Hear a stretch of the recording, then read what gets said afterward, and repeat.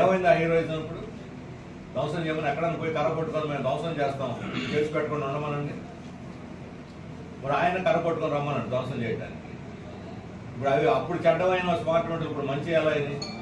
అప్పుడు పనికిరాని ఇప్పుడు ఎట్లా పనికి వస్తున్నాయి?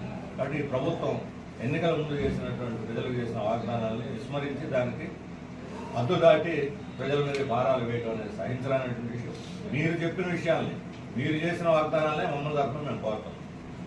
ఆ రోజు మేము స్మార్ట్ మీటర్లు పెడతాం, కరెంట్ ఛార్జీలు పెంచుతాం. ఇప్పుడు ఏమన్నాడు చంద్రబాబు నాయుడు గారు? విద్యుత్ సంస్థలు బ్రహ్మాండం, నేనే దానికి ఆద్యుడిని అంటాను. నేను పవర్ రిఫార్మ్స్ తెచ్చి పవర్ పోగొట్టుకున్నానని కూడా చెప్పాడు ఈ విశాఖపట్నంలోనే.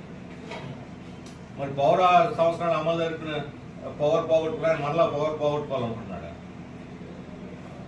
మేము ఇప్పుడు ప్రజలకు విజ్ఞప్తి చేస్తున్నాం ఏంటంటే ఈ విద్యుత్ ఛార్జీల పెంపుదలను ఆమోదించొద్దు. ఎక్కడికక్కడ విద్యుత్ బిల్లు